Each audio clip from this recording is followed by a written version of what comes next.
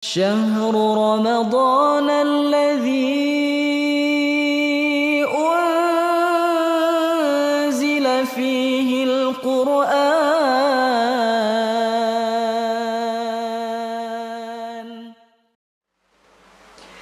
Assalamualaikum warahmatullahi wabarakatuh.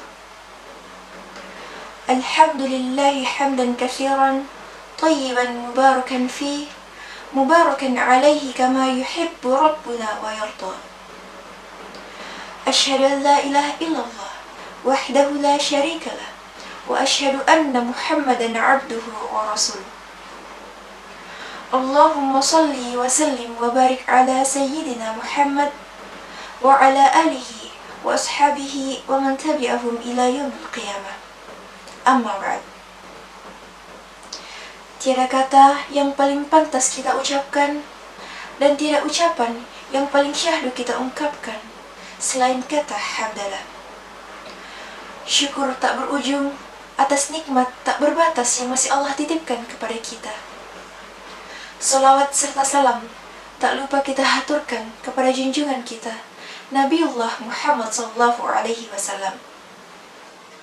Hadirin keluarga besar Sekolah Islam Terpadu Nurul Fikri Makassar yang dirahmati oleh Allah Subhanahu wa taala.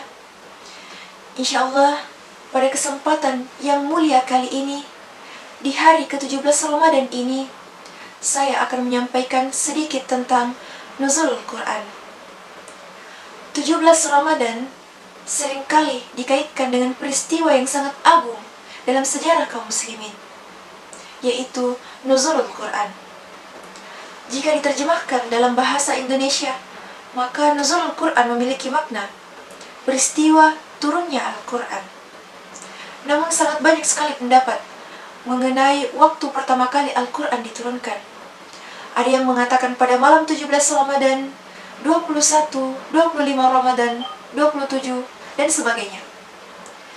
Namun, apapun pendapatnya, secara pasti Al-Quran diturunkan pada bulan suci Ramadan. Sebagaimana firman Allah dalam Quran surah Al-Baqarah ayat 185, A'udzu billahi minasyaitonir rajim. Syahrul Ramadan alladzi unzila fihil Qur'an hudan lin-nasi wa bayyinatin minal huda wal furqan. Bulan Ramadan adalah bulan yang di dalamnya diturunkan Al-Quran sebagai petunjuk bagi manusia dan penjelasan mengenai petunjuk-petunjuk itu dan pembeda antara yang hak dan yang batil. Isyarat selanjutnya mengenai waktu diturunkannya Al-Quran sebagaimana yang kita hafalkan semua di luar kepala kita dalam Quran surah Al-Qadar ayat 1, Inna anzalnahu fi lailatul qadar. Sesungguhnya kami telah menurunkan Al-Quran pada malam Qadar. Namun Allah tidak mengisyaratkan secara langsung kapan tepatnya Lailatul Qadar itu. Hikmahnya adalah agar kita senantiasa berharap dengan terus mendekatkan diri kepada Allah, mulai dari malam pertama Ramadan hingga malam terakhir.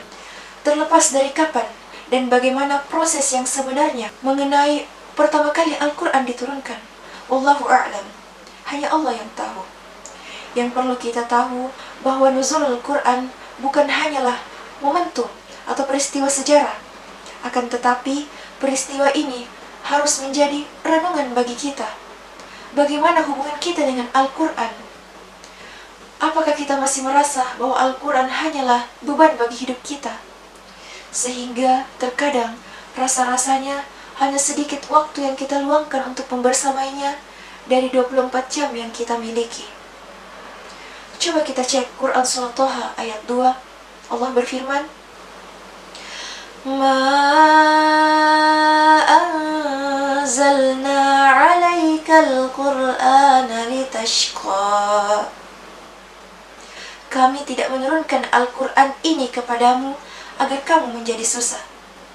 Sama pula halnya dalam firman Allah pada Quran surah Al-Baqarah ayat 185 tadi, Di tengah-tengah ayat panjang tersebut Allah berfirman, Yuridullahu bikumul yusra wa la yuridu bikumul usra. Allah menghendaki kemudahan bagimu dan tidak menghendaki kesukaran bagimu. Berkali-kali Allah tegaskan, Allah tidak menurunkan Al-Quran untuk menyusahkan hidup kita. Hadirin keluarga besar Sekolah Islam Terpadu Nurul Fikri Makassar yang insya Allah dimuliakan oleh Allah Subhanahu wa Ta'ala.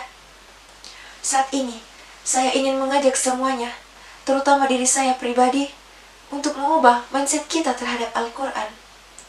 Jika Al-Quran belum masuk dalam daftar prioritas keseharian kita, artinya kita belum mengerti Al-Quran.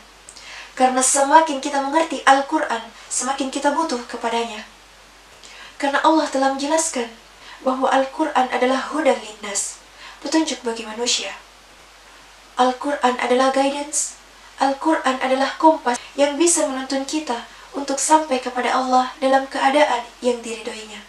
Nah, sekarang sebagai bahan musahabah diri untuk kita semua, sudahkah kita menjadikan Al-Quran sebagai petunjuk hidup kita? Ataukah kita hanya menjadikan Al-Quran sebagai bahan ritual bacaan saja, khususnya di bulan Ramadan? Bahkan ada sebagian orang yang menjadikan Al-Quran pajangan semata. Na'udzubillah.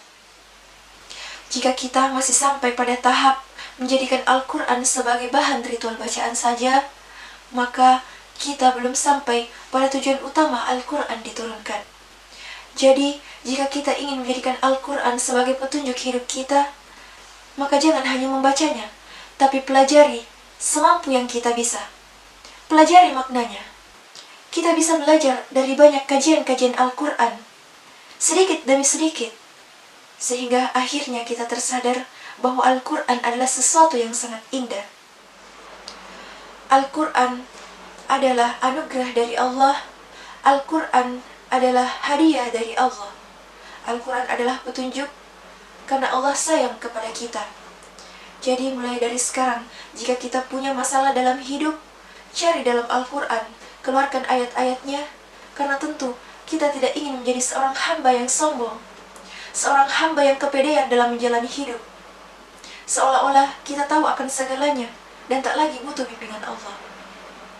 Karena pada hakikatnya yang lebih tahu mengenai kehidupan adalah Allah, Sang Pencipta kehidupan. Mari kita sama-sama pelajari isi kandungan Al-Quran dengan ikhlas karena Allah. Semoga Allah berkenan menuntun hati kita untuk mencintai Al-Quran dalam kehidupan kita. Dan semoga Allah muliakan kita dengan Al-Quran. Hanya ini yang bisa saya sampaikan. Semoga ada manfaat di dalamnya. Syukran atas segala perhatian, afwan untuk segala kekurangan. Barakallahu fikum. Akhirul kalam. Assalamualaikum warahmatullahi wabarakatuh.